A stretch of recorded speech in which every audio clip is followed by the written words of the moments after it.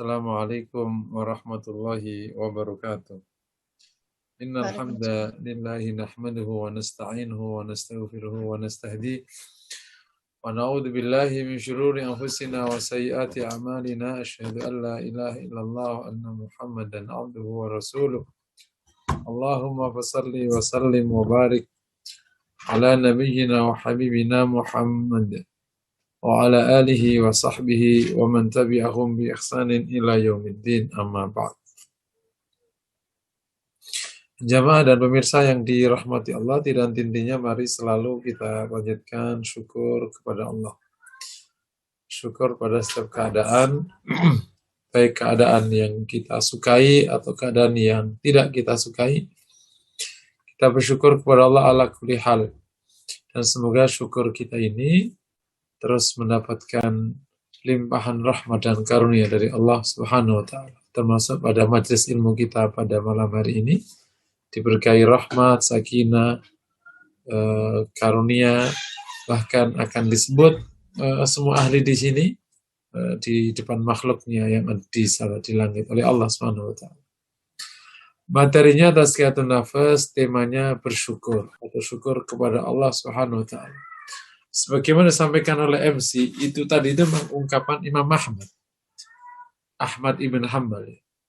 Al-ad-dinu nisfan. Nisfun syukron wa nisfun sabrun. Agama itu memang dua keping, dua bagian. Bagian pertama syukur, bagian kedua adalah sabar. Jadi karena untuk melaksanakan seluruh agama, itu kalau tidak menggunakan pendekatan syukur, ya pendekatan sabar. Karena taat itu bagian dari rasa syukur. Dan berhenti dari maksiat, itu adalah bagian dari sabar. Bahkan seluruh ketaatan itu juga bisa menjadi bagian dari sabar. Secara bahasa, syakara itu maknanya adalah menampakkan. Secara bahasa, syakara maknanya adalah menampakkan. Ada dalam istilah bahasa Arab, dabbatun syakura. Itu terjemahannya adalah hewan yang gemuk. Loh. Bukan dabbatun syakura, maknanya hewan yang pandai bersyukur. Tapi terjemahan yang benar itu hewan yang gemuk. Loh. Kenapa syakura itu artinya gemuk? Mohon maaf yang gemuk ya, mohon maaf. Karena hewan yang gemuk itu menampakkan pemberian yang punya atas makanan yang dikunyah. Jadi kalau ada orang dikasih makan terus gemuk, berarti kan menampakkan. Paham ya? Nah, di Jawa itu ada istilah ngetokno. Yang bagi orang di Jawa, ngetokno. Contoh, kalau ada orang saatnya wewehan ya, tahu weh-wehan, awe-awean, biasanya menjelang hari-hari besar. Idul Fitri, sore-sore udah orang ngasih wewehan ya, aweh ngasih. Nah, kemudian ada satu pemberian dari Bu Haji itu khas sekali dia, baunya enak, ayamnya separuh gitu. Terkenal kalau ngasih nasi langsung sak nampan gitu. Kalau ngaweh itu beda sekali. Nah, akhirnya begitu datang ada tetangga bilang, ini pemberian siapa nih kok khas banget nih? Ya, ini mah masakan kita ini mah, kamu baru tahu kita mah bisa masak kayak gini. Nah, ternyata ada yang lewat. Yang lewat tadi yang nganterin, yang dari Bu Haji gitu. Hei, apa? Punyamu? Kan aku tadi yang nganter. Jangan gitu. Nah, itu jenenge kalau orang Jawa bilang namanya ora ngetokno. Tidak menampakkan. Mestinya kalau yang orang ngetokno itu, ini Bu, ini kok enak banget nih. Sampai pemberian kok sampai separuh ayam. Baunya juga sedep gini. Oh iya ini, itu Bu Haji yang di ujung tuh yang terkenal itu loh. Nah, kok sampai di sini? Oh, iya nggak tahu, pokoknya top lah. Emang Bu Haji yang di sana itu top. Nah, itu namanya ngetokno, menampakkan. Kan menyebutkan itu pemberiannya. Ini di konteks manusia ya. Makanya disebut hewan yang gemuk disebut hewan yang bersyukur karena menampakkan makanan yang diberikan oleh majikannya di badannya. Paham ya? Sama kalau ada orang dikasih pakaian. Dan pakaian itu hendaklah dipakai pas acara. Ya. Bilang gini ke Mbak, nanti ini aku kasih, tolong nanti dipakai pas acara ya. Ya, gampang lah Bu. Nah, akhirnya pas jalan, pas hari H, nggak dipakai. Yang ngasih tadi, orang kok orang ngetokno, gitu. Dikasih kok nggak dipakai. Tapi ada beberapa orang yang dipakai, bahkan ngomong gini, Bu, makasih ya, Masya Allah. Nah, untung tadi Ibu kasih, kalau enggak kita jadi nggak enak, nggak ada seragam. Gitu. Itu namanya ngetokno, menampakkan. Paham ya? Makanya tadi secara bahasa syakara mananya menampakkan, atau dalam bahasa Jawa tadi ngetokno. Jadi makanya situasi orang bersyukur itu menampakkan. Gitu. Itu makanya nanti ada bab tentang tahadus bin ni'mah yang juga bagian dari syukur, menceritakan karena Allah Ta'ala itu senang kalau memberi sesuatu pada hambanya itu ditampakkan. Makanya kalau misalnya memang ada rezeki makan, ya makan yang cukup, gitu. Bukan nggak harus berlebihan, tapi jangan sampai dikasih oleh Allah itu rezeki itu nggak tampak gitu, pelitnya pol seujung-ujung gitu. Untuk dirinya aja sampai dipelitin juga gitu, ditampakkan. Nah, secara istilah, syukur maknanya adalah mengakui kenikmatan itu pemberian Allah dan mengatakannya dan menggunakannya untuk yang Allah ridhai. Ya. Mengakui kenikmatan itu pemberian Allah dan mengatakannya bahwa itu pemberian Allah dan menggunakannya untuk hal-hal yang Allah ridhai. Disinilah ada 3 bentuk syukur. 3 bentuk ya, 3 bentuk syukur. Yang pertama, syukur dengan hati.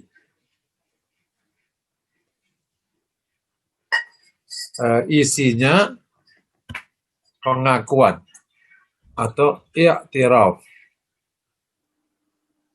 Jadi yang syukur dengan hati itu bentuknya atau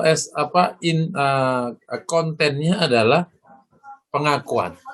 Al-i'tiraf bi anna ni'amallahi minallah. Mengakui bahwa kenikmatan itu datang dari Allah, bukan datang dari dirinya. Ya, contoh nih. Ini contoh. Bu, anaknya kok pinter nih. Nah, itu di hatinya memang ini pemberian Allah. Bu, anaknya kok pinter. Siapa dulu ibunya?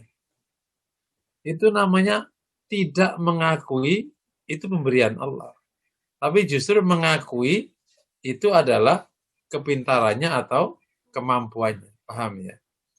Makanya lawannya syukur namanya kufur. Kufur itu menutupi.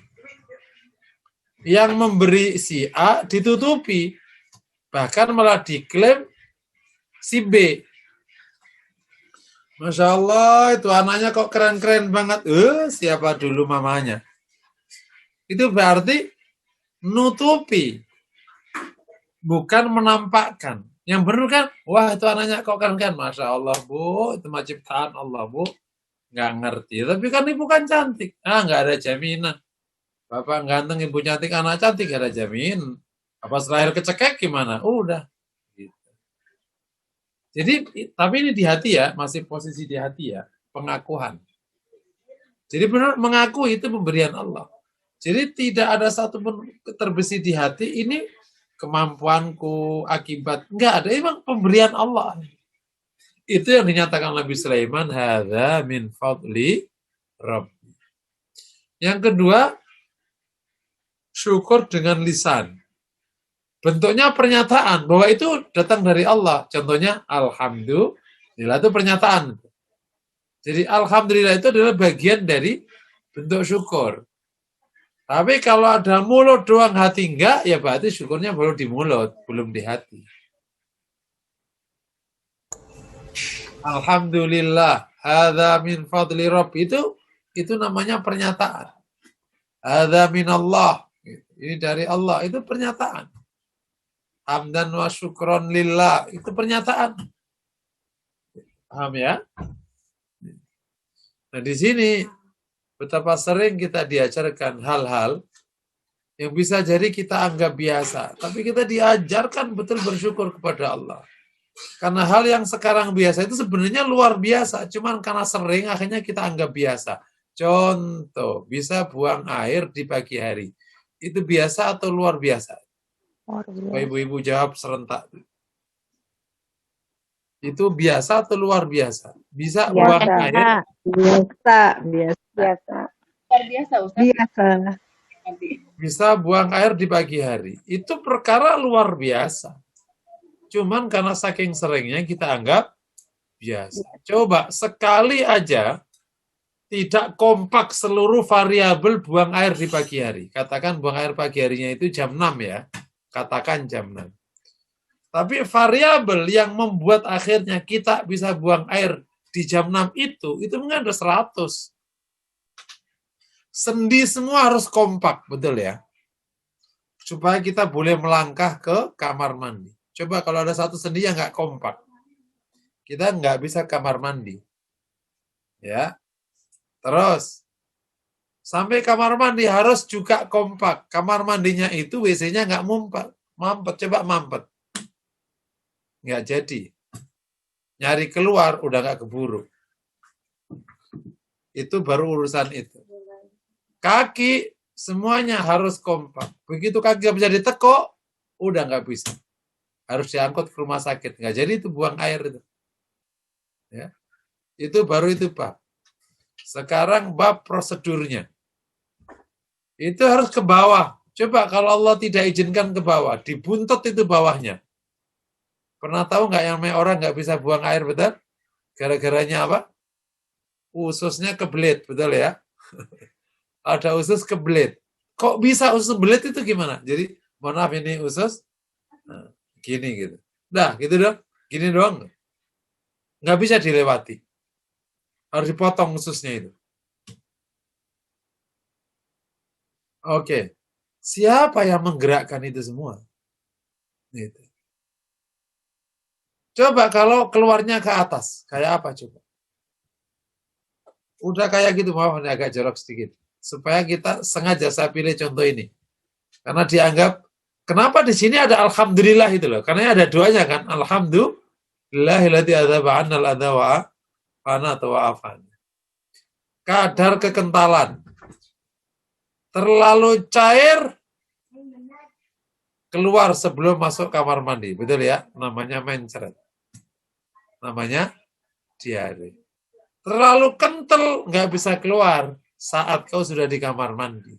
Harus dikasih obat mencairkan supaya bisa keluar. Betul ya? Betul, namanya mencairkan pup itu. Sudah. Waktunya harus diatur. Tadi pas jam 6 di rumah nggak mau keluar.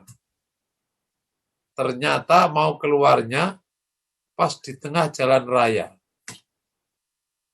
Depan mobil, belakang mobil, kanan mobil, kiri. Nggak bisa minggir, nggak ada satupun toilet di samping. Keluarnya di mana? Bisa keluar di mobil. Waktunya saja Allah buat ritme. Makanya ketika ritmenya tidak ketemu, namanya sakit. Itu ritmenya nggak ketemu. Kadang jam 8, kadang jam 10. Itu bahaya, orang nggak punya ritme itu. Karena engkau akan kesulitan menempatkan kotoran itu mau di mana. Belum lagi. Disitulah kita diajarkan satu doa yang kita anggap remeh itu. Naudzubillah.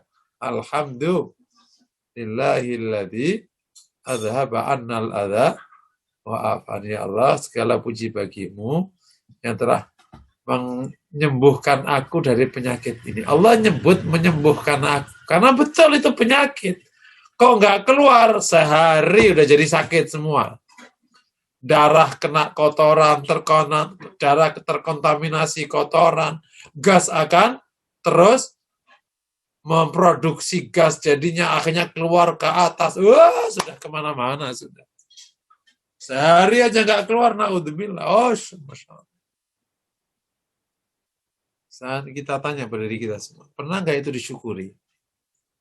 Perkara yang luar biasa itu menjadi biasa karena Allah telah kasih banyak kita perkara luar biasa.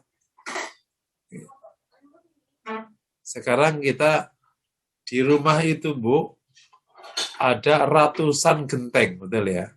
Di rumahnya ada ratusan genteng ya. Kalau ada satu genteng itu turun, orang Jawa bilang namanya ngelorok, betul ya? Ngelorok. Dan di atas persis yang nggak gampang diraih oleh tukang. Di atas, di puncak ya. Bocor hujan. Jadi perkara enggak. Selama ini Allah jaga genteng nggak ngelorok, padahal ada angin dan macam-macam. Syukur belum gitu. Belum nih badan yang tak terkira ini, yang saya suka sebut. Ini benar-benar pemberian dari Allah. Ya, sekarang ini materi syukur enggak gini. Saya akan banyak ambil contoh-contoh sederhana. Setiap hari kita sehat dengan izin Allah, ya betul ya? Alhamdulillah sehat. Sehat itu variabelnya banyak. Tapi saya anggap aja 4 variabel sehat. Yang pertama, makan sehat, terus istirahat cukup, berpikir baik, kemudian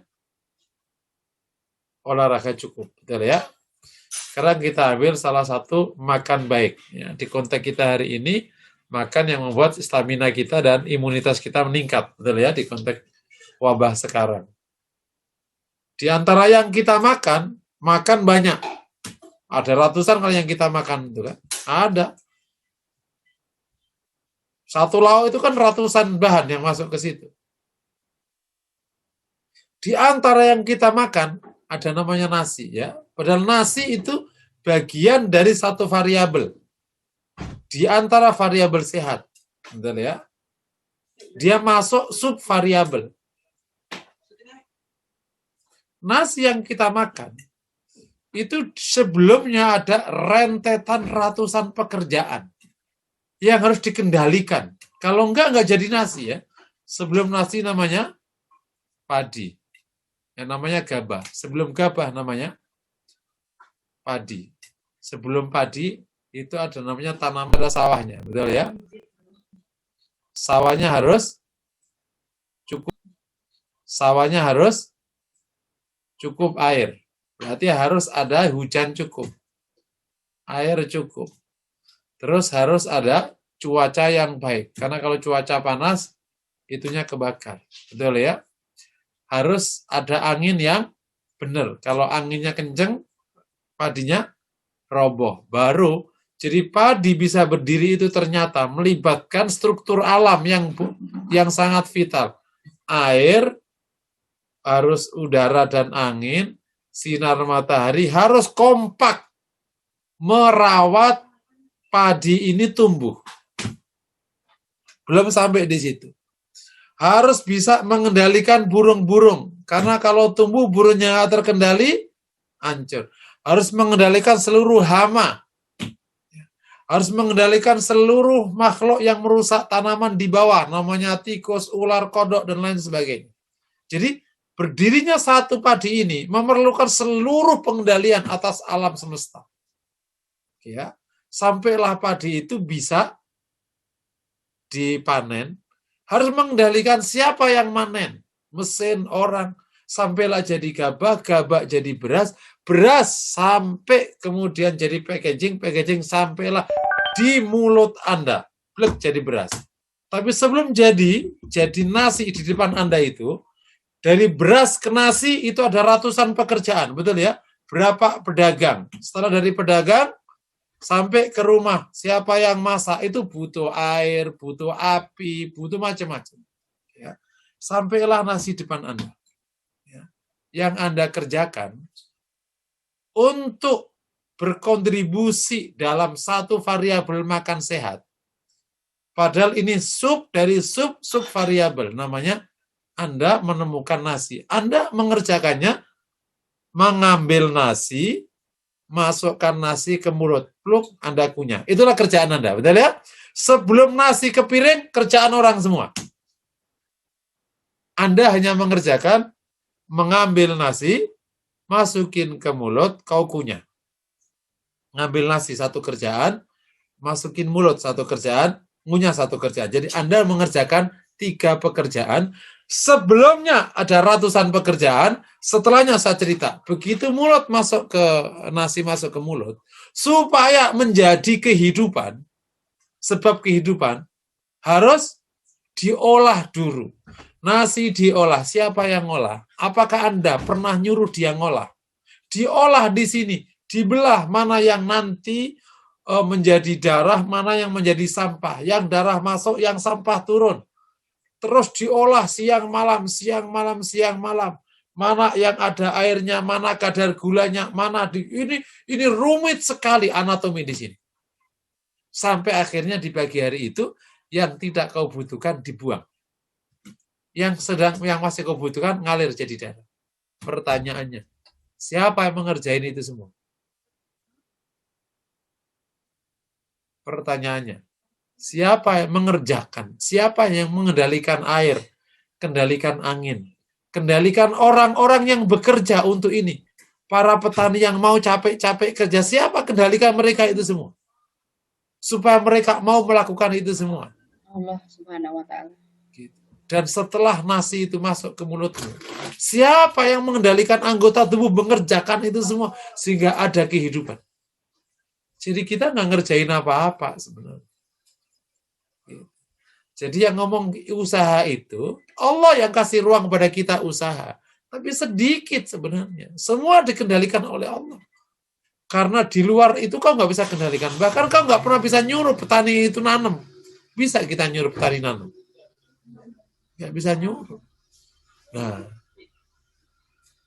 di konteks ini, akhirnya ayat yang terkenal itu harus betul nikmat apa lagi yang akan kau dustakan. Maka dari cerita kecil tadi kita baru nemu kenapa kita sering diajarkan alhamdulillah untuk perkara-perkara yang hari-hari yang bahkan menurut kita itu biasa. Tidak ada yang biasa dalam hidup ini. Ini semua luar biasa. Ini bernilai tinggi. Menjadi kau anggap biasa karena Allah banyak banget ngasihmu perkara yang luar biasa itu. Kita makan nasi setiap pagi kan biasa aja. Normal begitu aja. Nah, makanya kita nyatakan alhamdulillahilladzi rozaqona wa at'amana warzaqona. Allah, ya Allah, alhamdulillah, segala puji bagi Allah yang telah berikan makan pada kami, yang berikan rezeki kepada kami, wa qina adzabannar, dan lain sebagainya. Alhamdulillahilladzi ahyana ba'da amatana wa ilaihin nusyur. Terus alhamdulillahi ala kulli hal. Segala puji bagi Allah pada setiap keadaan. Karena benar, kalau bukan karena pemberian Allah, sama sekali kita ini tidak akan pernah bisa berbuat apa-apa dan melakukan apa-apa. Masya Allah. Oke ya, bisa dipahami insya Allah. Yang ketiga, syukur dengan perbuatan. Syukur dengan perbuatan maknanya adalah menggunakan kenikmatan yang Allah berikan kepada kita untuk apa-apa yang Allah ridhoi. Nah, syukur dengan perbuatan inilah yang akhirnya mengcover seluruh ketaatan kepada Allah. Karena orang tidak mungkin hidup tanpa pemberian Allah. Seluruhnya kan pemberian Allah. Artinya, kita hidup ini kan pemberian Allah. Kita punya anggota badan ini kan pemberian Allah. Kita punya pikiran kan pemberian Allah. Dan akhirnya Allah kasih yang lain, ada harta, ada rumah, macam-macam. Itu kan semua pemberian Allah. Demikian juga kita akhirnya punya pasangan, itu juga pemberian Allah. Nah, semua pemberian Allah ini harus digunakan untuk semua hal yang Allah ridhoi. Jadi kalau ada orang hidup justru menentang Allah, ya namanya kufur nikmat sekaligus akhirnya bisa kafir secara agama. Karena Anda tidak menggunakan kenikmatan Allah untuk yang apa yang Allah ridhoi. Kan itu bukan punyamu. Enggak, aku punya harta, itu kan pemberian Allah, bukan punyamu. Enggak bukan punyamu. Nyawamu aja pemberian Allah, apalagi hartamu. Engkau aja itu pemberian Allah. Engkau enggak bisa membuat dirimu sendiri. Naudzubillah. Nah, saya ulangi lagi. Dalam konteks syukur dengan anggota badan inilah yang akhirnya mengcover syukur itu adalah agama itu. Ilustrasi yang gampang memahami syukur dengan anggota badan dalam bentuk menggunakan semua karunia Allah untuk yang apa yang Allah ridhoi. Ini ada orang pagi-pagi ngamen. Terus bilang, Pak, lapar 1000 tidak berarti bagi Anda, tapi sangat berarti bagi kami ini berdua. Ya, dia ngamen, pas ngamen ini benar-benar kayak bercucuran air mata. Akhirnya bercerita, Bapak Ibu mohon maaf, saya akhirnya terbuka, kami sudah tidak makan 2 hari, ini hari ketiga, dan saya tidak tahu saya makan apa. Benar, akhirnya ada orang terenyuh, kasih 50.000. Itu dikasih 50.000, turun, ngerokok dia. Pas ngerokok, turun langsung tuh. Hei, katanya lo tadi lapar, bukan dipakai beli nasi, pakai rokok. Mana sih lo? Nah, itu namanya menggunakan pemberian orang ini untuk hal yang tidak ia sukai. Yang ia sukai adalah kamu beli nasi untuk makan sama temenmu, cukup 50.000 sampai 2 kali kan? Sekali makan 15 atau 12. Jadi pagi kau sudah bisa sarapan, siang kau sudah bisa makan. Nah, sekarang kamu kemudian duit ngerokok lagi lo. Itu namanya. Nah, sekarang ada orang menggunakan anggota badan yang Allah berikan kepada kita dipakai menentang Allah. Lah gimana sih? Lah kalau kayak gitu dicabut. Menggunakan pikiran dipakai menentang Allah. Menggunakan harta pakai menentang Allah. Makanya kalau begitu dicabut. Wala in kafartum inna adzabi lasyadid. Kalau kau kufur, maka adabku itu pedih sekali. Bisa dipahami ya, insya Allah ya? Oke. Jadi ini makna syukur. Nah, secara hukum, syukur itu hukumnya wajib. Makanya termasuk kategori maqam atau sifat yang wajib. Karena apa? Karena perintah dan sekaligus ada ancaman kalau tidak syukur. Washkuruli wala takfurun. Syukurlah kepadaku, jangan ingkar. Dan ada ancaman kalau tidak bersyukur. Wala in kafartum inna adzabi lasyadid. Kalau tidak bersyukur, adabku itu pedih. Oke. Hukum makanya syukur sendiri bagi yang bersyukur, ya dia sudah mengerjakan kewajiban. Kalau dia tidak bersyukur, ya dia sedang melanggar kewajiban. Nah, ini salah satu kelebihan amal hati ya, ketika nanti kita syukur yang di hati yang pertama tadi. Begitu hatinya memang penuh pengakuan akan kenikmatan itu berian dari Allah, ngakui memang orangnya ya udah terus berlimpah kebaikan karena dia mengerjakan kewajibannya.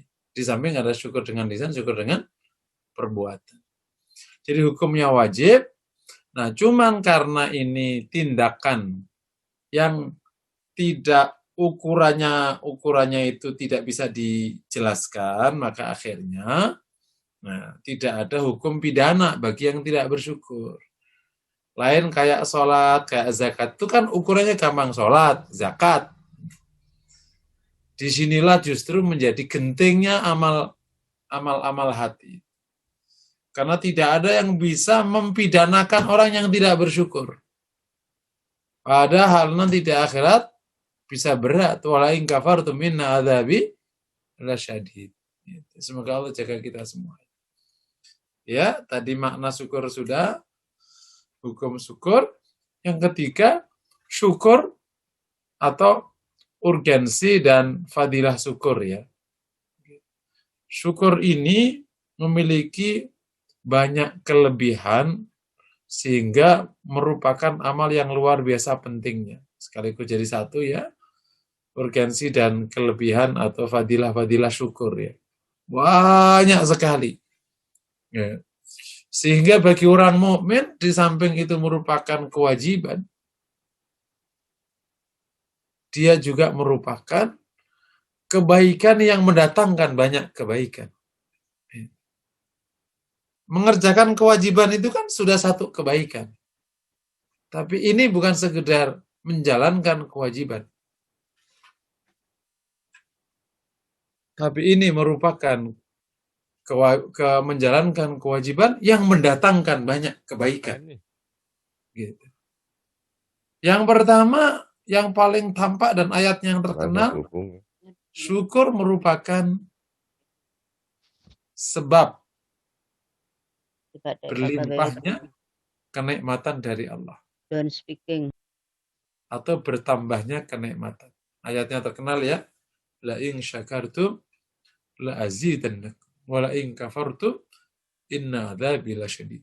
Kalau engkau syukur, sungguh saya akan tambahi. Kalau kau kufur, sungguh azabku itu pedih. Ibnu Qayyim memberikan ta'liq atau komentar atas ayat ini dan beliau mengatakan rumus hidupnya orang mukmin itu selalu bertambah dan meningkat. Ya, rumus hidupnya orang mukmin itu selalu bertambah dan meningkat.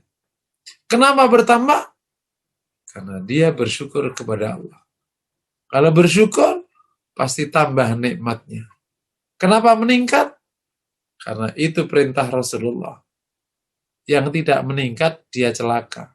Karena sama saja, itu rugi.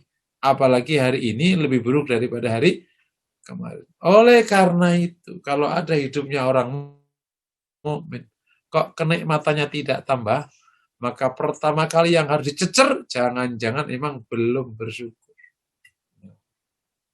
Kok ilmu kita kok nggak nambah, jangan-jangan nggak pernah mensyukuri ikut ngaji itu, sehingga nggak nambah ilmunya. Ketika disyukuri, insya Allah nambah ilmunya. Syukur atas ilmu, ilmunya nambah.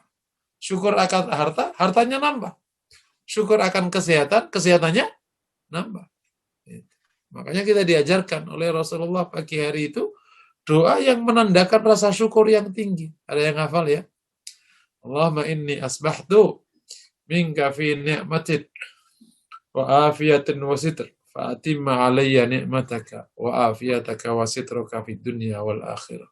Ya Allah, pagi hari ini kami berlimpah kenikmatan darimu, kesehatan darimu, penjagaanmu atas kekurangan kami. Maka sempurnakanlah pada kami kenikmatanmu. Sempurnakanlah pada kami kenikmatanmu, kesehatan darimu, penjagaanmu atas kekurangan kami. Kita setiap pagi berkata, kami berlimpah kenikmatan dari kesehatan dari belum, bukankah ada yang sakit loh. Tapi kita diajarkan kita berlimpah kesehatan. Karena orang sakit itu kan yang sakit cuma satu anggota badan, betul ya. Ini baru cara berpikir unik, tapi ini nyata. Salah satu ya senior saya lah, Habaib, itu jadi tabib. Nah, banyak orang-orang datang ke sana karena sudah mentok sana sini, dia pakai doa-doa lah, datang ke sana ditanyain, sakit apa bu? Sakit ini dan itu. Akhirnya mulai nanya Habib ini. Rambutnya sehat, sehat, mata sehat, sehat, kulit sehat, sehat, lambung sehat, semua sehat. Ya berarti ibu sehat. Ada 100 anggota badan sehat, yang sakit satu. Ya berarti kan 99. Sehat lah. Tapi kita ngomongnya sakit ya.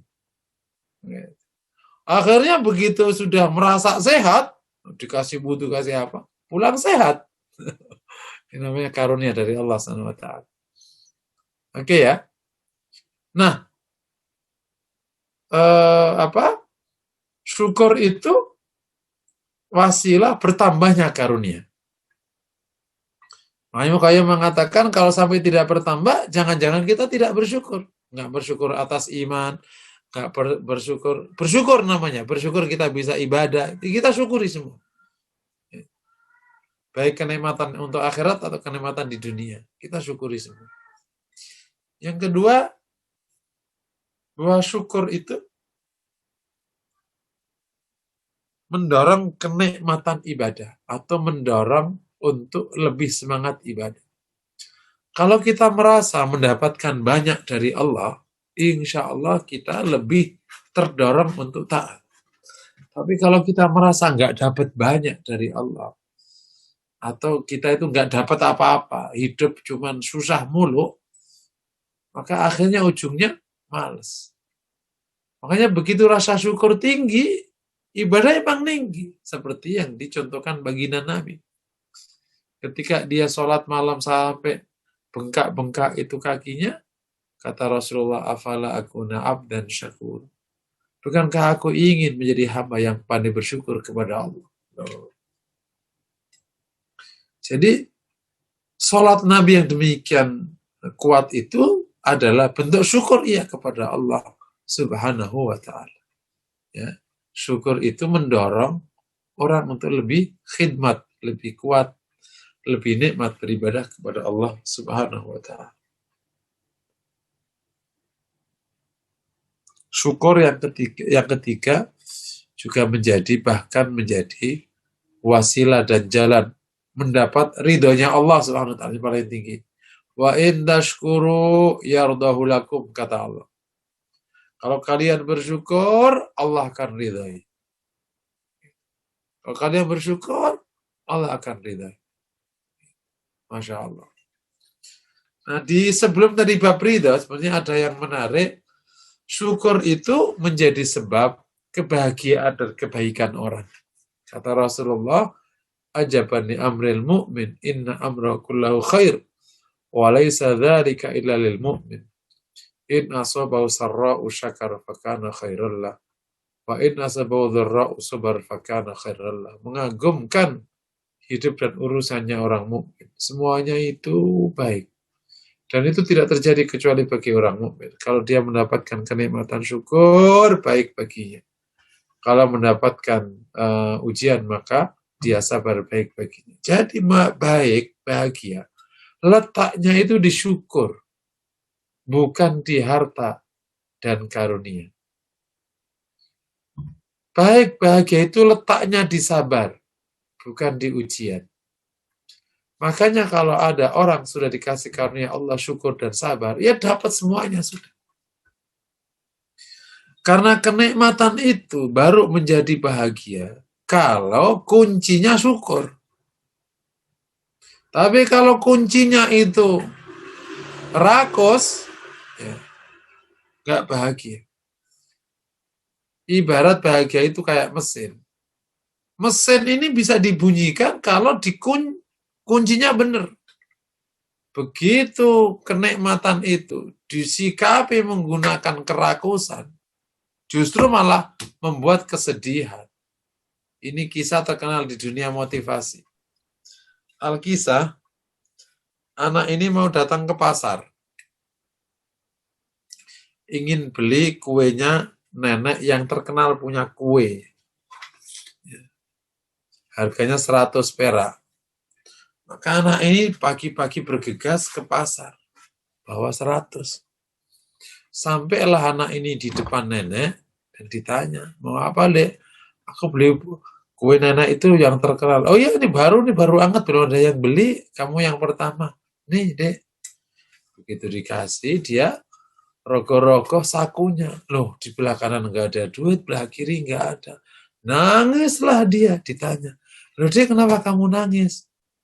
Iya, uangku hilang, Nek. Gitu. Ya sudah, nggak apa-apa kalau uangmu hilang. Tadi kenapa? Aku tadi kesini lari saking inginnya cepet dapat kue nenek. Oke, ya udah, itu kue kamu bawa aja, nggak usah bayar. Nah, berarti anggap aja ini adalah pemberian nenek, uangmu sudah kau lupain aja. Begitu ngelangkah, dia syukur sekali karena dapat kue. Begitu dia ngelangkah, dia nangis lagi justru. Ya nggak jauh, dipanggil sama nenek. Loh kok nangis gitu. Nah, tadi kan sudah dikasih kue sama nenek, kata anak ini. Iya Nek, kalau tadi nggak hilang, kan aku punya uang 100 dan dapat kue dari nenek. Oh itu toh yang kamu tangisi. Udah jangan nangis lagi. Ini kasih nenek uang 100 dan kuenya tetap kamu bawa, nggak usah dibayar ya. Dia pergi bergegas, lebih jauh daripada posisi yang pertama, nangis lagi lebih kencang. Lebih kencang, saya kencang-kencang. Ternyata, akhirnya dipanggil sama nenek lagi. Loh kok malah nangis kencang nih, gimana? Kan udah dikasih nenek tadi kue, duitnya udah diambil. Iya Nek, tadi kalau misalnya nggak hilang duitku, aku punya uang 200 dan aku dapat kue. Maka hari itu nenek pun marahi anak ini dan anak ini bukan lagi bahagia. Dia akhirnya nangis terus karena selain karena dia merasa kurang, dia akhirnya dimarahin sama nenek. Ini kisah kecil, bukankah selama ini banyak orang sekitar kita dan mungkin kita yang mendapati dirinya itu rakus sekali. Nggak pernah bahagia atas yang sudah ia dapat. Masya Allah. Ini mengkhawatirkan sekali. Iya, dengan syukur insya Allah tambah bahagia. Terakhir insya Allah dengan bersyukur itu hal yang bersifat pencapaian. Istilah kata itu dalam bahasa yang umum namanya lebih sukses. Dengan bahasa yang lebih tepat, lebih punya peluang mencapai target. Itu syukur. Dulu, sebelum tahun 90-an atau 80-an, semakin orang itu tidak puas, semakin baik. Makanya jangan cepat puas, kata mereka. Kata kepuasan dianggap menghentikan. Kalau puas, berarti kalian berhenti. Makanya jangan puas, jangan pernah puas. Seakan-akan motivasi ini benar.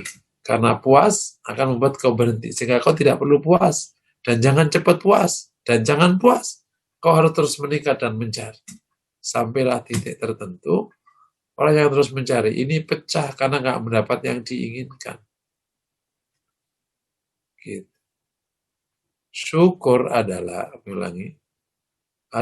kita menikmati pencapaian apapun yang ada untuk mencapai sebuah kondisi yang lebih sempurna.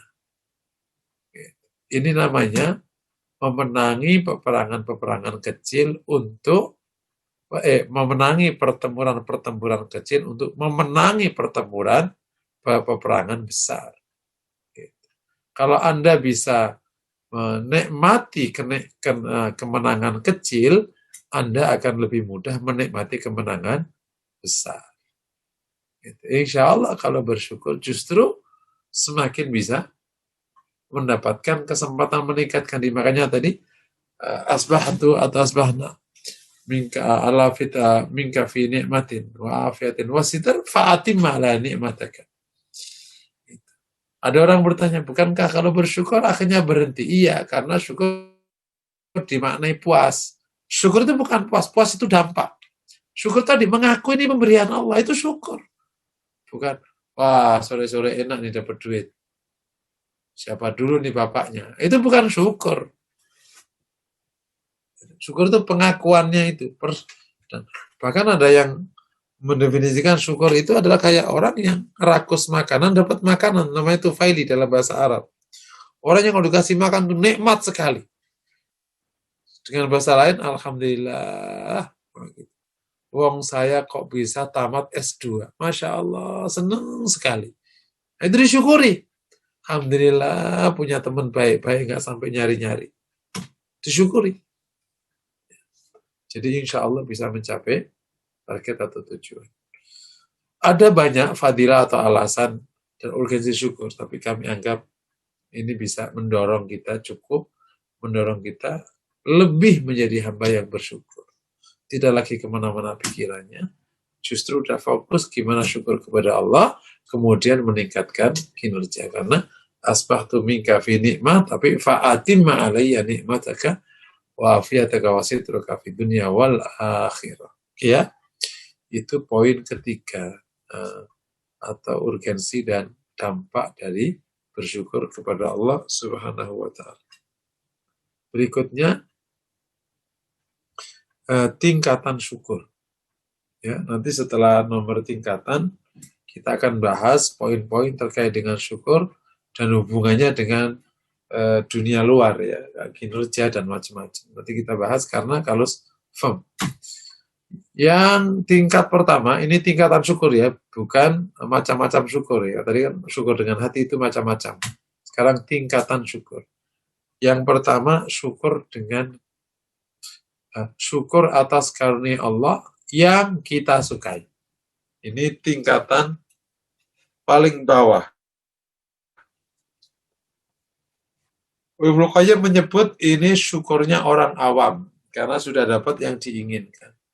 Contoh, ingin sekali anakku bisa kuliah di UI.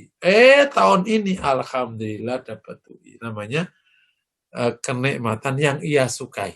Harus bersyukur itu. Kalau tidak itu namanya keterlaluan. Udah dapat yang diinginkan tetap aja nggak mau syukur. Masih ngaku itu dirinya. Naudzubillah min dzalik.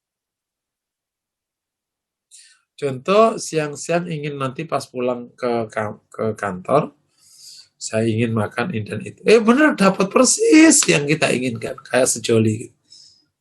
Tapi enggak. Pas ingin kayak gitu, ternyata hidangan yang ada itu tidak seperti yang diinginkan. Itu nanti menjadi poin kedua ya. Apa? Yang pertama, syukur atas karunia Allah yang kita sukai. Ingin melamar istri, dapat syukur karunia yang disukai. Ingin dapat suami gini-gini, Allah kasih. Namanya syukur karunia yang ia sukai. Yang kedua, syukur terhadap Allah atas karunia yang tidak ia sukai. Tapi dikasih karunia, tapi nggak disukai.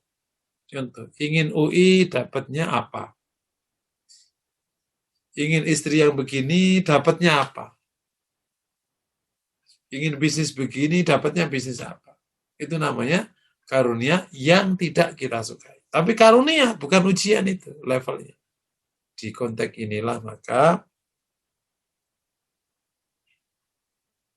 orang bisa lebih bahagia karena bisa bersyukur atas karunia yang tidak ia suka. Sampai di rumah inginnya lele goreng, dapatnya justru tempe gembos. Masya Allah, naudzubillah min dzalik. Tapi karunia, gitu. Kerja maunya di perusahaan fulan X, dapatnya perusahaan Z. Mereka berteman. Tapi ini karunia, bukan ujian. Bersyukur kita. Ya. Syukur atas anggota badan yang sekarang gini bentuknya, bersyukur pada Allah. Makanya ibu bapak nggak perlu memaksakan diri sampai melakukan tindakan yang melebihi batas untuk membuat kurus atau membuat cantik. Normal aja disyukuri yang ada. Ingin punya suami XYZ, ketemunya yang kayak gitu. Padahal yang bagus tadi udah ngelamar, tapi malah ngelamar yang lain. Ya, itu syukur atas karunia Allah yang tidak kita. Yang ketiga, syukur kepada Allah tanpa melihat karunia-Nya. Sudah nggak lagi peduli karunia. Ini kisah ilustrasi yang gampang saja, memahami syukur atas kepada Allah tanpa melihat karunia-Nya. Wanita ini sudah dibilang oleh ibunya, Dek, segera nikah, mama udah tua, kamu ini apa sih? Ya, Pak, belum ada yang lamar mau diambil. Kan itu katanya temanmu banyak deket ya, temen, bukan yang mau ngelamar. Loh, berarti kamu ini jadi gadis tua dong, perawan tua. Ya, tenang aja sih, Ma. Masih umur. Sampailah tiba. Ternyata dia ketemu teman lamanya di SMA yang juga sama-sama belum nikah. Dan dia juga tidak mau kecuali harus segera nikah saat itu karena ingin kembali ke tempat asal. Akhirnya temu langsung ya. Ini besok saya akan lamar, saya akan undang bapak ibuku sebagai bentuk. Ini, tak kasih ini bunga. Bunganya beli dari toko plastik itu, harganya 10.000 atau berapa. Sampai rumah, dan di sini akhirnya menempatkan pohon yang nggak terlalu bagus itu diparuh di bufet yang paling tinggi bersama dengan hal-hal yang paling unik dari orang. Kata mamanya, bunga murahan gitu, taruh di situ. Taruh di situ. Kata adik ini, Ma, jangan lihat bunganya, lihatlah siapa yang memberi. Emang kenapa? Yang memberi itu calon mantu mama. Masya Allah, calon mantu. Jangan lihat pemberiannya, lihatlah siapa yang memberi. Selama yang beri itu Allah dan akan selalu Allah, maka kita itu senang sekali kita bersyukur kepada Allah Subhanahu wa Ta'ala. Bisa dipahami ya? Jadi ada 3 tingkatan syukur. Syukur kepada Allah atas karunia yang disukai. Kedua, syukur kepada Allah atas karunia yang belum disukai, tidak sukai. Yang ketiga, syukur kepada Allah tanpa melihat karunia-Nya. Mungkin sebelum saya teruskan, sudah 5 poin ya, cukup untuk memahami secara baik. Saya persilahkan kalau ada pertanyaan. Fadal. Jazakillah khair Ustadz untuk uraian tentang syukur ini. Memang di chatroom sudah ada pertanyaan ya, tadi sempat saya catat. Yang pertama adalah dalam surat Ar-Ra'd ayat 28 disebutkan hanya dengan mengingat Allah hati menjadi tenang. Mohon penjelasannya Ustadz. Oh ya, ada 3 pertanyaan, apakah mau dijawab satu persatu atau sekaligus 3? Satu-satu aja Mbak, mungkin. Ya, tadi pertanyaan pertama. Iya, insya Allah dengan zikir kepada Allah, insya Allah hati tenang. Emang nyatanya tenang. Nah, tentu zikir yang lebih memiliki kualitas kalau zikir antara zikir hati dengan zikir lisan jadi satu. Itu akan mendorong ketenangan yang luar biasa. Kalau ada orang berzikir kok belum tenang, berarti tinggal dilamain aja. Aslinya hati manusia akan tenang kalau berzikir. Nah, kalau semakin panas, zikir kok badan semakin panas, ketahui bahwa Anda kena jin berarti. Gitu, paham ya? Karena aslinya orang berzikir itu hati tenang. Ini ada orang zikir kok nggak tenang nih. Aduh, puyeng. Baru baca beberapa aja udah puyeng, udah berdiri, udah repot, udah kaku. Jangan-jangan sedang digoda oleh setan yang dari jin. Naudzubillah min dzalik. Fadhal. Jazakillah khair Ustadz untuk pertanyaan pertama tadi. Kita lanjutkan pertanyaan kedua. Syukur adalah wajib. Apabila kita lupa mengucapkan kata Alhamdulillah saat menerima nikmat dari Allah, bagaimana hukumnya? Apakah dianggap sebagai sebuah dosa? Mohon penjelasannya Ustaz. Oke. Jadi karena ini kan kompleks dan melibatkan hati ya. Tentu kalau memang faktanya tidak bersyukur, ya itu dosa. Karena yang tidak mengerjakan yang wajib, itu namanya haram atau dosa. Pertanyaannya, kan ketika orang ditetapkan itu kan harus ada ukurannya. Nah, ukuran syukur itu kayak selaut ukurannya. Gitu. Orang ngomong alhamdulillah sekali, udah syukur. Tapi bisa jadi ada orang nggak pernah ngomong alhamdulillah, tapi hatinya masya Allah. Gitu. Memang dari Allah semua. Nah, berarti kualitas syukurnya yang perlu ditambah. Cukup, Fadal? Pertanyaan berikutnya Ustadz.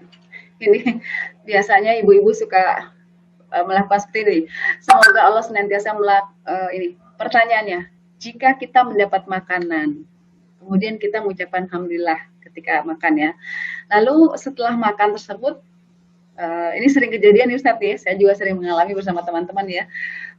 Semuanya menilai makanan tersebut, makanannya nggak enak, keasinan, sebagaimana ada yang kurang ini, kurang itu segala macam. Karena memang mungkin mereka semua pinter masak gitu, jadi setiap masakan yang ada pada lidah mereka tuh mungkin kurang ini, kurang itu. Itu bagaimana Ustadz? Apakah ini juga bagaimana menurut Ustadz untuk hal seperti ini? Sebenarnya ini ya, lepas ini etika kita terhadap makanan itu sebenarnya nggak boleh nyela. Nggak boleh nyela. Nggak boleh nyela makanan. Itu etikanya. Etika ya, bukan masalah hukum ya. Gitu.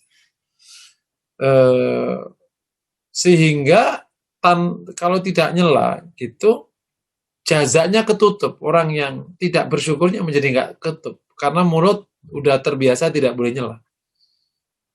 Gitu. Yang kedua, sebenarnya makanan apapun rasanya berhak dan wajib untuk disyukuri. Sehingga tidak ada alasan untuk nyela. Karena itu sudah pemberian dari Allah. Meskipun rasanya nggak cocok sama mulut, bukan berarti nggak enak. Nggak cocok sama lidah. Tergantung kebiasaan. Nah, jika memang nyebutin masalah dari masakan temennya itu tidak mengurangi 2 poin di atas, gitu ya. Artinya dia bukan mencela, tapi memberikan masukan. Ya. Mencela nggak boleh, memberikan masukan nggak apa-apa. Bu, ini sebaiknya ini dikentelin sedikit, karena kalau kayak gini ini kurang gitu loh. Kalau bikin bikin ayam ayam pop apa namanya. Jadi nggak nyela, tapi memberikan masukan. Dalam waktu dia ngomong tadi itu, memberikan masukan, tetap tidak mengurangi rasa syukurnya. Tadi, aku udah kapok reoni, misalnya kayak gitu. Makanannya gitu semua adalah enggak. Itu namanya sudah kejebak tidak bersyukur. Jadi boleh gitu kalau kasih masukan, asal bentuknya itu masukan, bukan celaan, terus di hati tetap tidak berkurang rasa syukurnya kepada Allah SWT. Padahal pertanyaan berikutnya. Baik Ustadz, ini ada pertanyaan lagi. Bagaimana jika kita sebenarnya menyadari bahwa kita tuh sudah bersyukur atas segala nikmat yang Allah berikan, nikmat sehat, iman, dan nikmat lainnya. Namun kadang-kadang hati masih terasa sempit karena masih ada kebutuhan lain yang belum terpenuhi, seperti belum terbebas dari hutang dan lainnya. Ada yang belum terpenuhi kebutuhan lainnya. Jadi bagaimana Ustadz dengan kondisi hati yang sempit ini? Saya juga mengalami seperti ini Ustadz. Mangga, tafadhol. Oh iya. Jadi konteks ini istilah kata itu ya pilihlah yang paling mungkin kau pilih gitu. Ya ketika idealisme tidak mudah untuk ditemukan, maka lahirnya harus realistis. Ya pilihlah yang paling mudah kau pilih. Selebihnya minta maaf kepada Allah. Gitu. Minta maaf kepada Allah, makanya taubat itu setiap hari harus dijalankan. Jangan sampai alfa ya, naudzubillah. Kondisinya suka kayak gitu. Sambil nomor 2, sambil berjalannya waktu kita upayakan lebih ideal semua yang terkait dengan kita bisa dipenuhi. Wallahu a'lam bishawab. Ya, baik Ustadz, ini ada pertanyaan lagi. Bagaimana Ustadz terkait syukur atas karunia yang tidak kita sukai? Tadi sebenarnya sudah dijawab ya? Sudah Iya, betul. Oke, mau di skip atau mau dijawab Ustadz? Oke ya,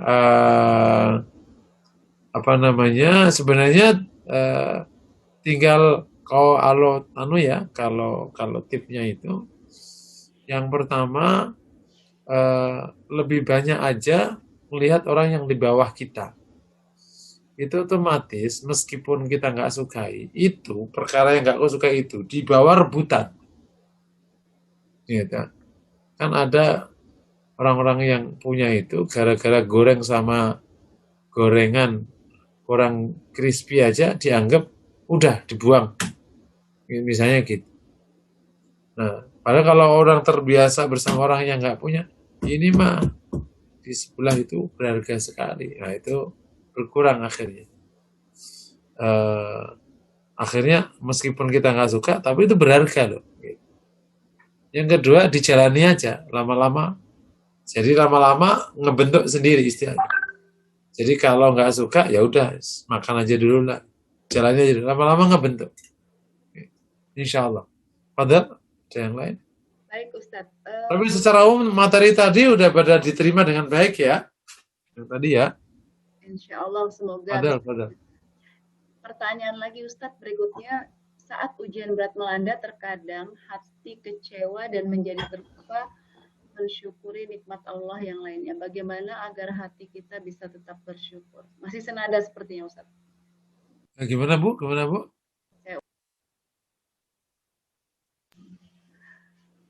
Saat ujian berat melanda kita, kadang-kadang hati kita kecewa dan lupa mensyukuri nikmat Allah yang lainnya. Bagaimana menjadikan hati kita tetap bersyukur ketika mendapat ujian yang berat? Ujian ya, iya. Yang tipnya nanti sekaligus dibahas kan. Tipnya itu hitung aja karunia Allah yang paling banyak. Hitung aja. Nanti akan ketemu ujianmu itu ternyata sedikit dari karunia yang Allah berikan kepadamu.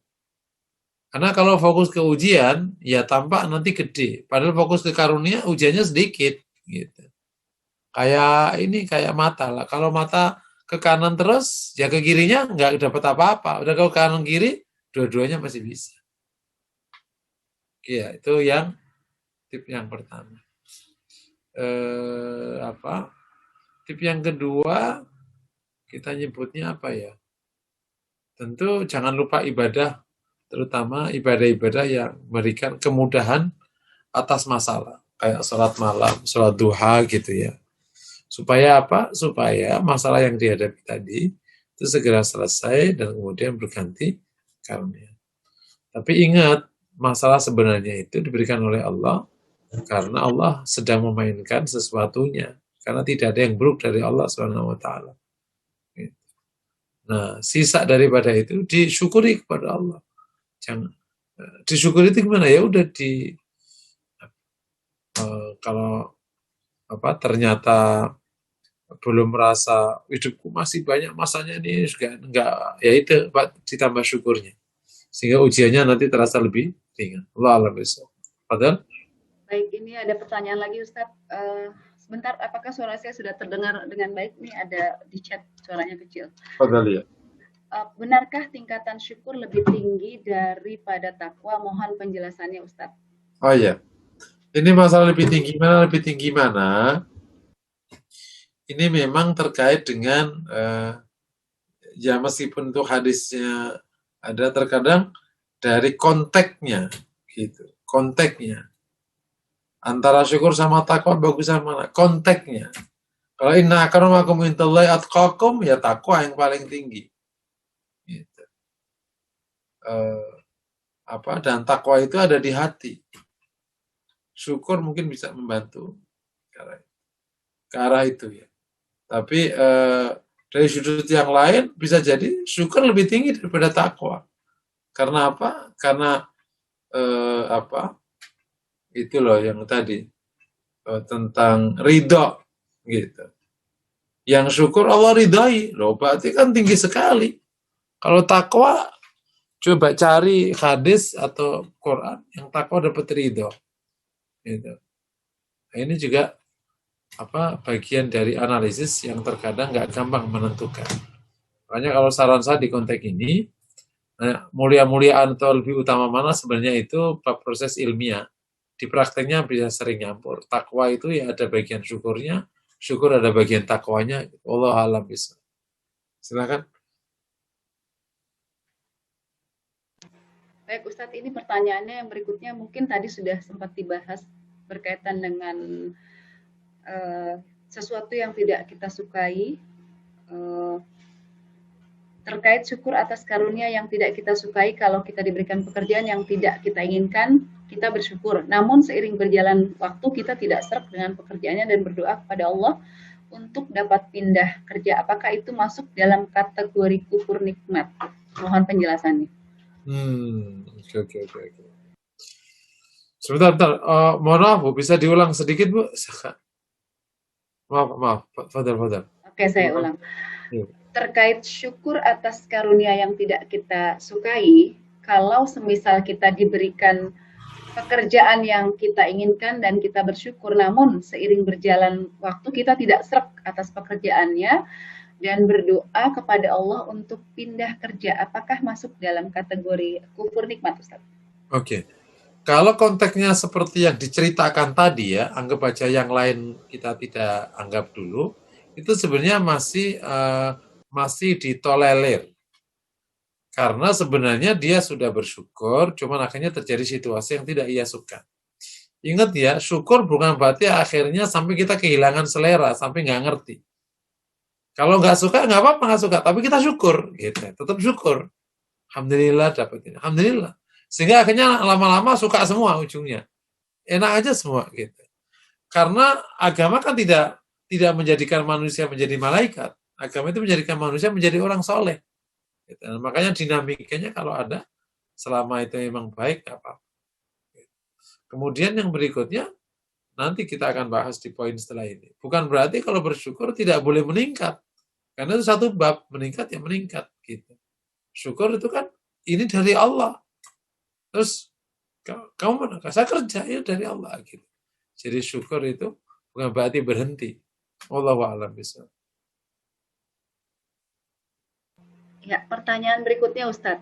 Bagaimana kita membedakan antara ujian dan musibah supaya hati selalu istiqomah dan bersyukur? Sebenarnya masalah ini tuh nama ya. Kalau yang paling tahu hanya Allah SWT. Sebenarnya antara ujian sama musibah itu saling masuk kalau dari sudut definisi ilmiahnya, bukan penggunaannya ya. Musibah itu sesuatu yang menyentuh manusia. Itu yang menyentuh manusia namanya musibah. Bisa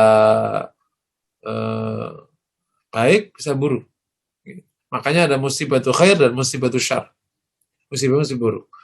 Kesentuh kenikmatan. Asobah itu menyentuh. Musibah menyentuh. Sesuatu menyentuh. Quran menyentuh, semua menyentuh. Gitu. Misalnya gitu. Nah, termasuk kemiskinan, menyentuh kemiskinan, itu namanya musibah. Gitu. Jadi, kalau musibah secara teori dasar, itu tidak serta-merta yang buruk, karena dia musibah baik, musibah buruk. Oke ya. Nah, berarti kehilangan tadi.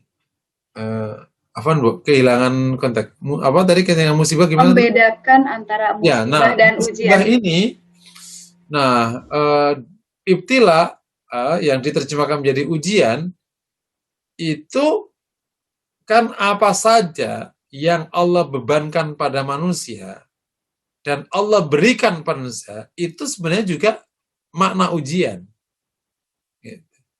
Karena perintah Allah itu juga ujian. Karunia Allah juga ujian. tadi ke hal yang tidak kau inginkan atau keburukan juga ujian. Gitu. Cuman ibtila itu identik dengan yang nggak enak. Padahal apa saja itu ujian, yang enak pun ujian. Nah, kalau dengan penjelasan tadi, berarti sebenarnya ujian sama musibah itu sebenarnya ya ibtila dan musibah itu sebenarnya ya saling masuk. Apalagi kita nggak pernah tahu yang terjadi pada kita itu apa. Gitu. Kan memang kalau ibtila identik dengan orang ini masih benar. Musibah identik dengan sudah mulai tidak dianggap benar. Tapi secara umum nggak, cukup mudah. Intinya satu sebenarnya. Asal hal apa itu datang dari kesolehan sebenarnya nggak apa-apa. Yang penting dari kesolehan. Mau namanya ujian, mau namanya musibah, kalau soleh insya Allah nggak apa-apa. Jangan sampai sesuatu yang buruk itu datang setelah kemaksiatan. Nah ini bisa teguran, bisa macam-macam, bahkan bisa adab dari Allah. Allah alam bisa. Baik Ustadz, ini memang sepertinya tadi belum mendengar penjelasan Ustadz lebih lanjut, jadi memang ada beberapa pertanyaan yang hampir serupa ya. Jadi saya akan menggabungkan beberapa pertanyaan terakhir. Yang pertama adalah bagaimana agar kita selalu pandai bersyukur atas nikmat dari Allah. Kemudian apa bedanya makna wa'fu anna dan waghfir lana dalam kalimat surat At-Taubah Al-Baqarah, dalam kalimat Taubah Al-Baqarah ayat 286. Mohon penjelasannya. Kalau Ustadz boleh ditambahkan nggak satu lagi nih, antara sabar dan ikhlas tuh bedanya di mana? Itu aja sih terakhir. Perbedaan. Ada pertanyaan antara sabar dan ikhlas mungkin agak tipis-tipis tapi sebenarnya berbeda ya Ustadz. Mohon penjelasannya nanti. Betul. Yang pertama waghfir lana sama wa'fu anna. Kalau waghfir itu kan ampuni. Nah, kalau ampuni itu bisa jadi dosanya masih ada. Jadi kalau kita merujuk ke hisab, itu ampunan Allah kan datang setelah keburukan itu dibacakan.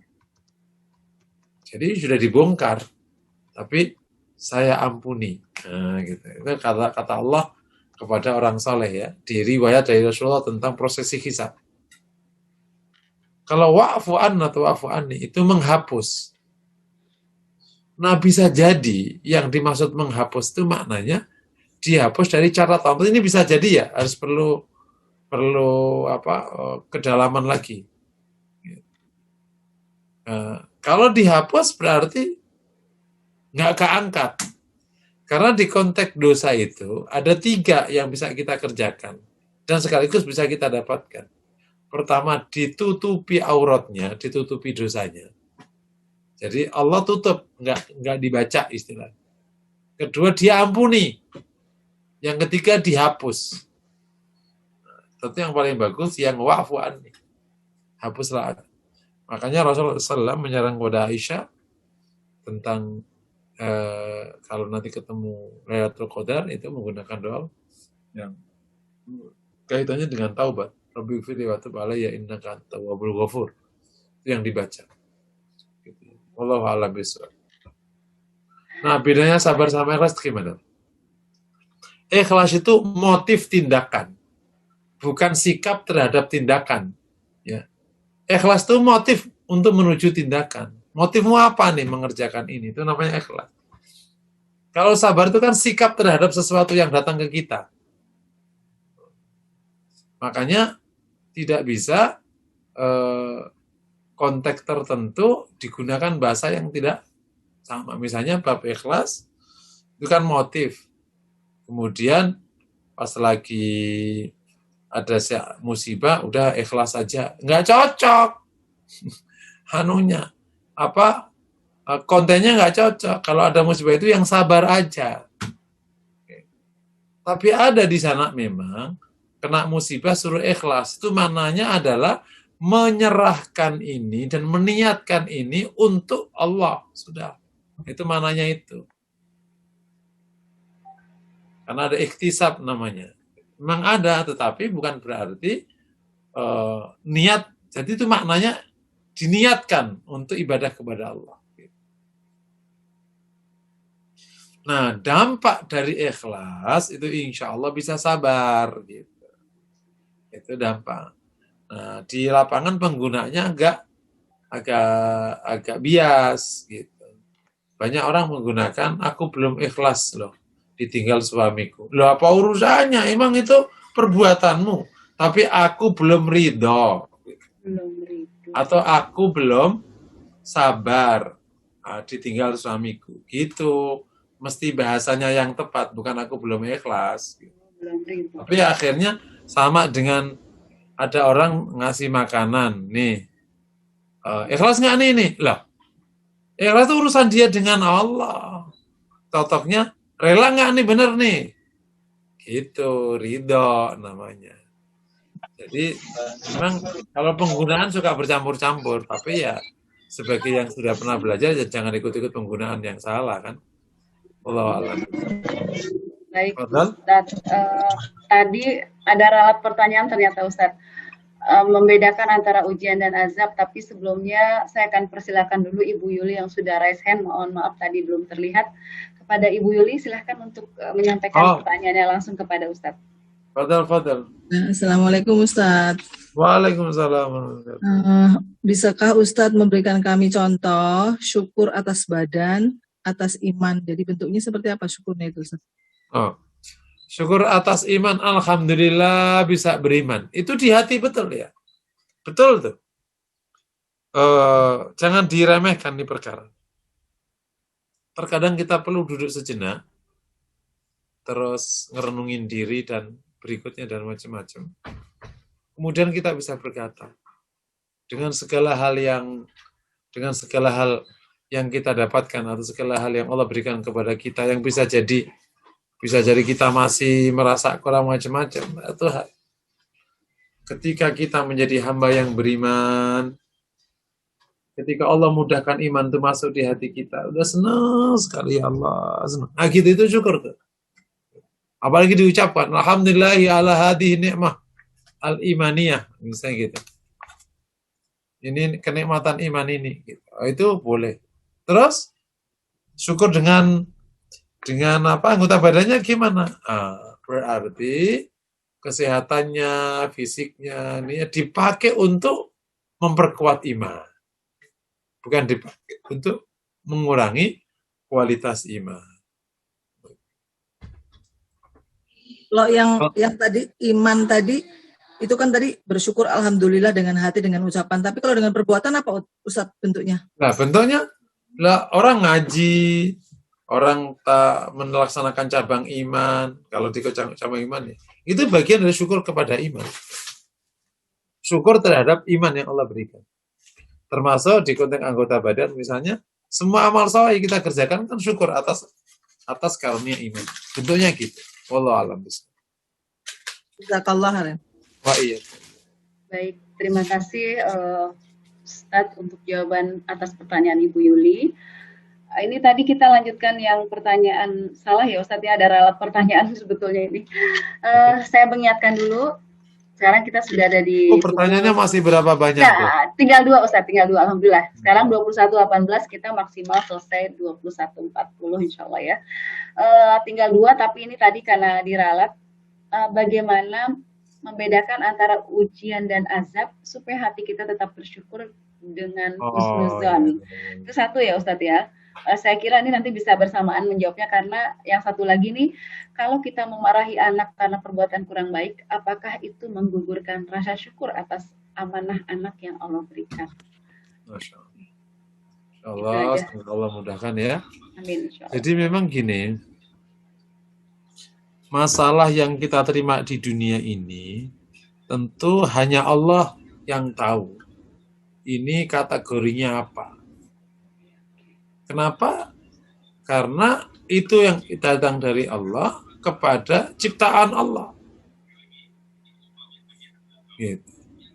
Jadi sedikit saya pahamkan supaya nanti nggak bias ke depannya, agak lebar sedikit.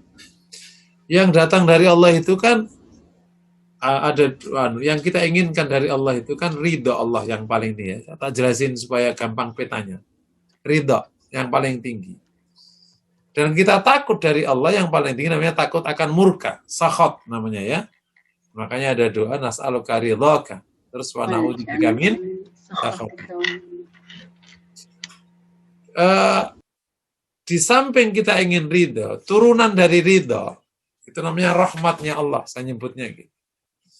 Ya ini bisa turunan, bisa bagian dari yang kita inginkan, namanya rahmat. Ya. Kalau di sana lawannya rahmat namanya azab. Ya. Urutannya ridho namanya sakhat. Azab ya. Orang dapat rahmat, orang dapat azab. Nah, sekarang mulai paham ya dari ya, ini ujian atau azab. Rahmat Allah itu kalau di surga tampak sekali, di akhirat itu tampak sekali. Namanya surga, betul ya? Itu bentuk rahmat Allah. Bentuk sudah berbentuk. Nah, bentuk rahmat Allah itu namanya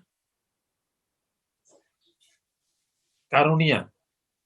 Fadl, rizki, itu bentuk rahmatnya Allah. Bentuk azabnya Allah banyak sekali. Ya. Seperti yang sudah menimpa banyak orang kafir. Nah, rahmat Allah, bentuk kenikmatan yang Allah berikan kepada hamba di akhirat, konkretnya namanya surga. Azab Allah di akhirat, konkretnya namanya neraka. Ya. Rahmat Allah, konkretnya di alam barzah, namanya nikmat alam kubur. Azab Allah yang diberikan kepada hamba Allah di alam barzah, namanya azab kubur. Paham ya? Begitu di dunia, ini kan belum penetapan, belum hisab. Maka bisa saling nyilang. Ada rahmat Allah yang diberikan kepada hambanya, bentuknya itu kenikmatan. Tapi juga ada rahmat Allah diberikan kepada hambanya, bentuknya kesulitan. Demikian juga. Ada seorang hamba diazab, dimurkai oleh Allah, tapi dikasih keberlimpahan dunia. Dan ada orang yang Allah murkai dan Allah azab, dikasih kesulitan di dunia. Ya, saya berikan contoh. Rahmat Allah yang diberikan kepada orang-orang yang baik, bentuknya karunia. Contohnya, kekuasaan yang Allah berikan kepada Nabi Sulaiman, kepada Rasulullah. Itu namanya rahmat, orang yang Allah rahmati di dunia dikasih keberlebihan. Tapi ada Allah berikan rahmat pada hambanya, justru mengujinya. Kayak ketika Rasul diuji lewat berbagai macam ujian. Itu Allah nggak murka kepada Rasulullah. Waduh, Rasul dimurkai ini. Contoh, kenapa kamu murkai? Lah ini hidupnya susah banget ini. Enggak. Paham ya? Ada orang yang Allah rahmati justru hidupnya susah. Kenapa? Ya karena Allah ingin mendengar ceritanya. Nanti ada hadis yang menarik.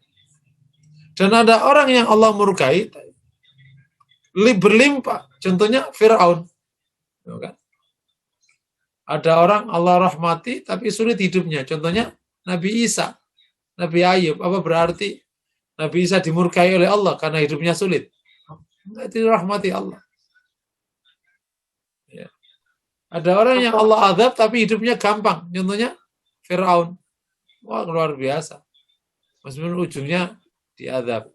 Tapi ada orang yang diazab dan hidupnya sulit. Contohnya kuffaru, fuqaraul kuffar. Orang-orang fakirnya orang kafir. Ya karena lo kafir, ya akhirnya Allah fakirkan. Sudah. Tapi ada sejumlah orang kafir yang Allah kasih. Oleh karena itu kita Bapak Ibu yang dirahmati Allah, apapun yang datang ke kita, itu namanya nggak penting. Itu apakah namanya ujian atau namanya adab, kita nggak tahu. Tapi yang paling penting adalah kita ini orang soleh apa nggak soleh. Itu aja. Karena kalau kita insya Allah soleh, ya, yang datang dari Allah apapun namanya, itu insya Allah keluar dari rahmatnya Allah. Gitu. Kalau rahmatnya Allah, maka kesulitan apapun masih terasa nikmat.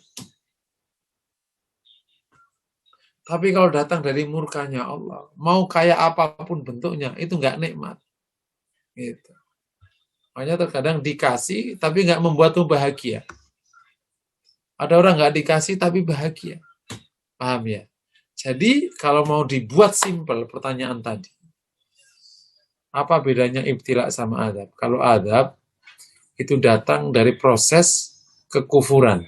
Itu berarti adab. Baik di dunia maupun di akhirat. Gitu. Kalau datang dari proses kekufuran dan kemaksiatan, itu namanya adab. Paham ya? Tapi kalau datang dari proses kebaikan, itu namanya ujian. Gitu. Karena bukan datang dari murkanya Allah. Tapi mungkin nggak ada orang kafir diuji? Bisa datang dari murkanya Allah. Nah, kok tahu orang kafir dimurkai? Nah, kafir dimurkai. Nah, kafir itu kan dimurkai oleh Allah. Dan Islam, mu'min itu diridai oleh Allah. Bisa dipahami ya. Jadi sebenarnya terpenting kita itu bukan ini adab atau ibtila. Ini perkara datang dari apa? Maka insya Allah kalau kita rajin ibadah macam-macam, kalau tetap masih sulit, ya udah. Ya kita sabari aja sambil diperbaiki, jangan-jangan masih ada yang salah. Gitu. Tapi naudzubillah kalau datang dari kemaksiatan kok lancar terus jangan seneng, itu istidraj. Itu namanya diumbul-umbulkan oleh Allah. Itu namanya adab dalam bentuk nikmat. Jadi sebenarnya terkadang nikmat sama adab, apalagi sama hujan, itu terkadang bentuknya tipis sekali. Saya mau nanya, hujan itu nikmat apa adab? Nikmat. Tapi kalau hujan seminggu, nikmat apa adab? Saya berikan contoh gini. Ada orang dicintai oleh keluarga, seneng nggak itu? Itu karunia kan ya, nikmat ya. Tapi kalau cintanya melebihi batas, contohnya gini. Aku kantor ya. Sayang jangan ke kantor, aku nggak bisa jauh-jauh darimu. Loh, karena aku masuk kantor. Iya, jangan ke kantor, kamu izin. Ya udah sehari ya. Hari kedua, mau ke kantor. Jangan ke kantor, aku nggak bisa hidup tanpamu. Itu nikmat apa adab kalau kayak begitu? Sudah adab. Gitu. Air ketika sesuai dengan ukuran, nikmat. Melebihi ukurannya, adab.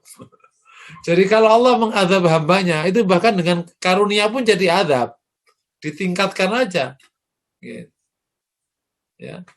Makanya banyak di umat sebelum Rasulullah itu waktu ada adab itu dikira itu nikmat. Wah, ini ada hujan. Ini ternyata hujannya nggak berhenti. Nah, adab jadinya kan. Bisa dipahami ya, insya Allah ya. Oke. Berikutnya Bu. Tadi pertanyaan apa tadi yang terusannya tadi? Tadi tentang memarahi anak, Ustadz, apakah itu menggugurkan syukur ya? Ya, kepada mendapat ya, amanah anak. Tergantung marahnya. Kalau marahnya ini memang udah benar, konteksnya benar, motifnya benar, itu nggak apa-apa. Itu nggak mengurangi rasa syukurnya. Tapi kalau marahin mulu sama anaknya, benar dimarahin, salah dimarahin. Ini jangan-jangan yang nggak bersyukur sama anak. Atau nggak bersyukur atas karunia anak. Ini perlu, ini terutama ibu-ibu ya, yang memang sering ketemu sama anak. Jangan sampai ibu-ibu atas nama apapun jadi ibu-ibu. Maksudnya gini, ibu-ibu terkenal dengan cerewet, macam-macam. Nah, itu semoga ibu-ibu ngaji di sini nggak begitu. Karena kan banyak ibu-ibu salihah yang luar biasa. Padahal, ada pertanyaan lagi? Terakhir Ustadz ya, mungkin kalau tadi Pak Fawaz sudah resen tapi pertanyaan sudah dijawab, jadi saya tidak persilakan lagi karena sudah dijawab dua pertanyaan diralat juga.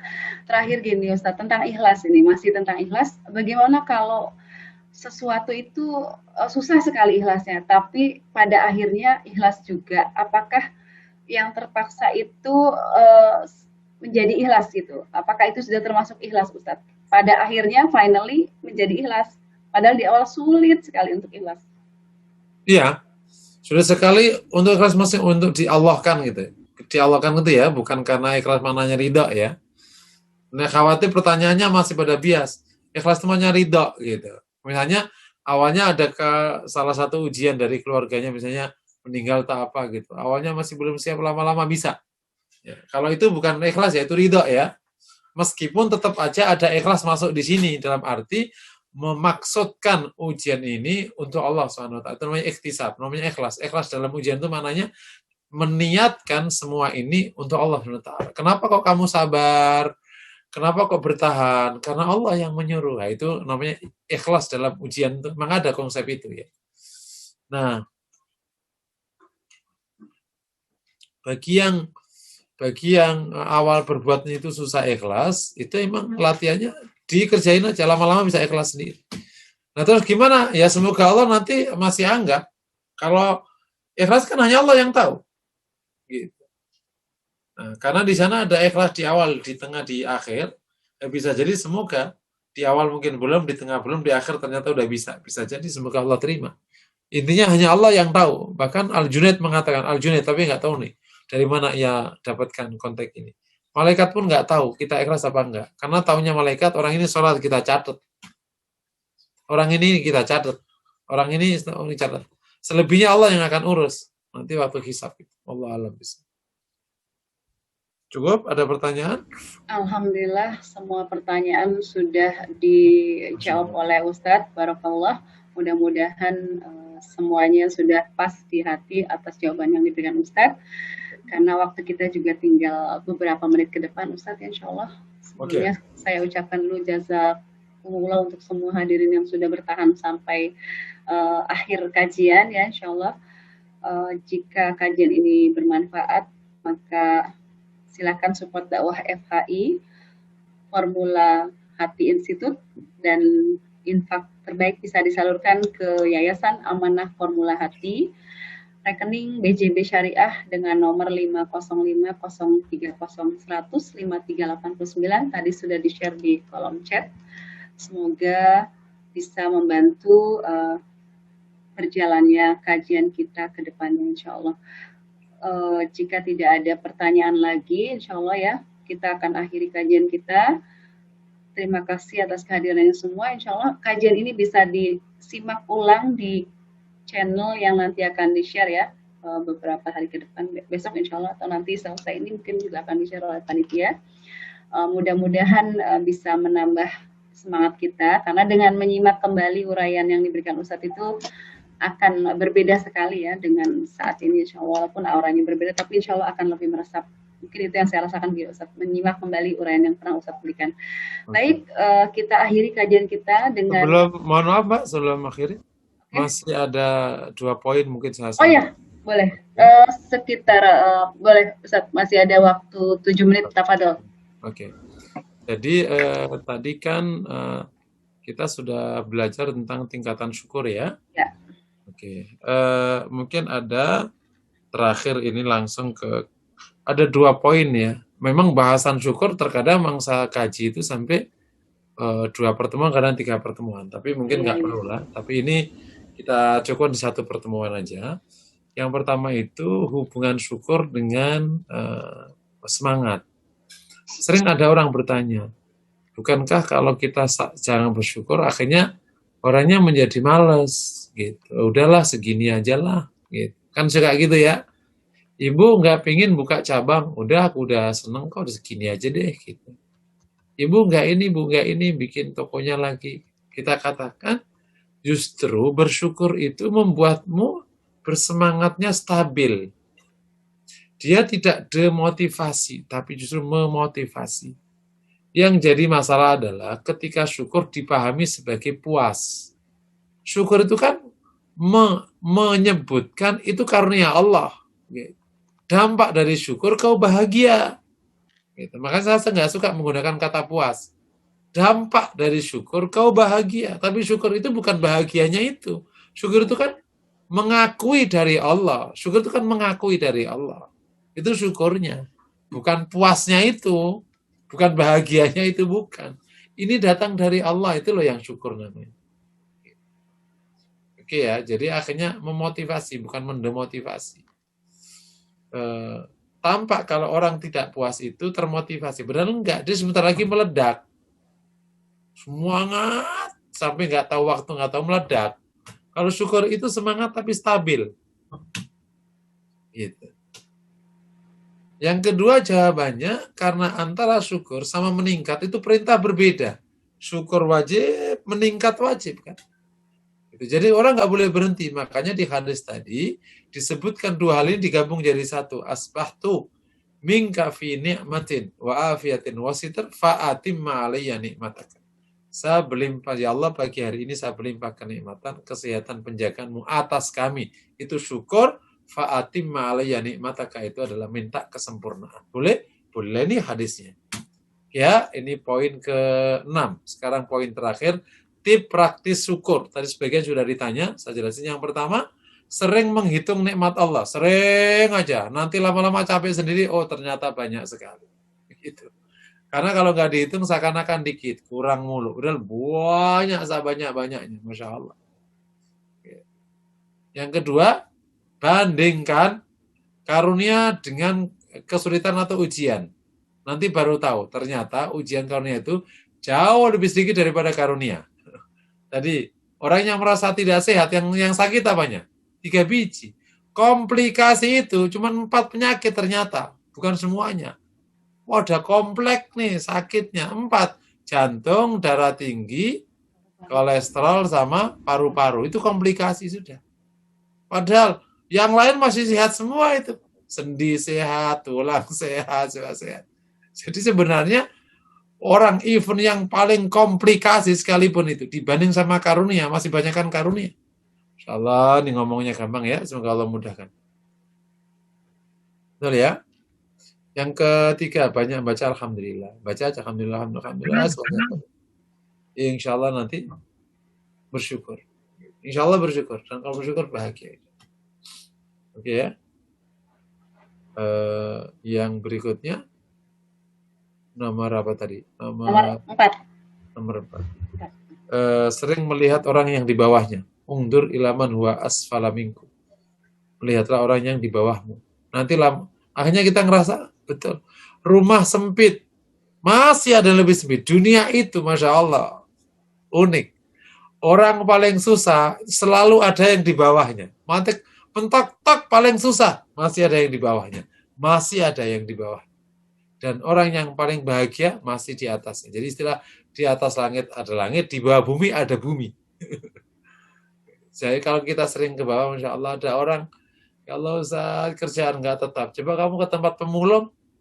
Alhamdulillah, aku masih bisa makan 3 kali, mulai bersyukur.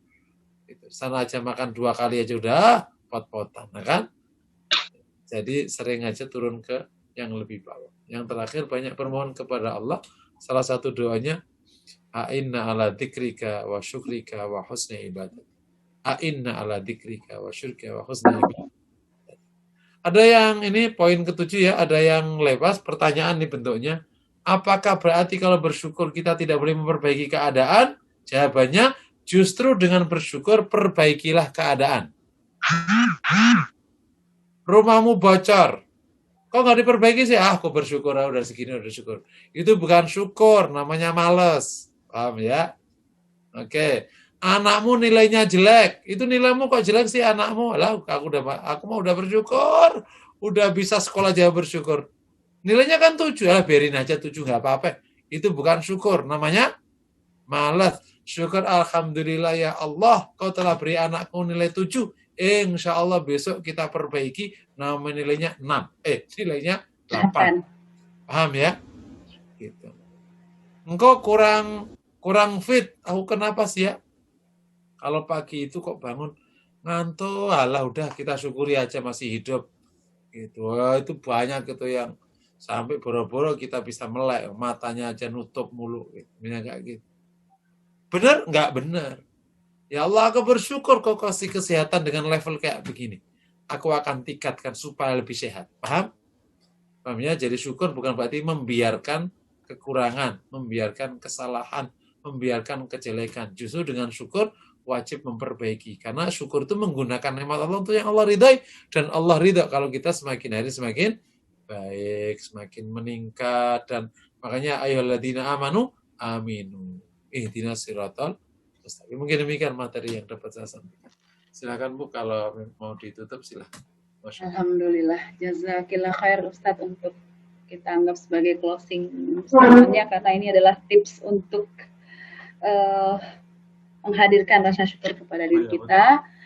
Alhamdulillah, nanti kajian ini pun akan diupload di YouTube Masjid Al-Aqsa Trulek Bintaro, bisa disimak kembali. Alhamdulillah, kita sudah melewati kajian Tazkiyatun Nafs malam ini. Semoga Allah memberikan kemudahan bagi kita untuk menanamkan rasa syukur ke dalam diri kita, dan juga bisa memperbaiki keadaan kita ke keadaan yang lebih baik, insya Allah. Baik, jamaah sekalian, juga Ustadz Muhsinin, marilah kita akhiri kajian kita dengan membaca istighfar 3 kali. Astagfirullahaladzim, astagfirullahaladzim, astagfirullahaladzim. Kita lanjutkan dengan doa kafaratul majlis. Subhanakallahumma wa bihamdika asyhadu an la ilaha illa anta astaghfiruka wa atubu ilaik.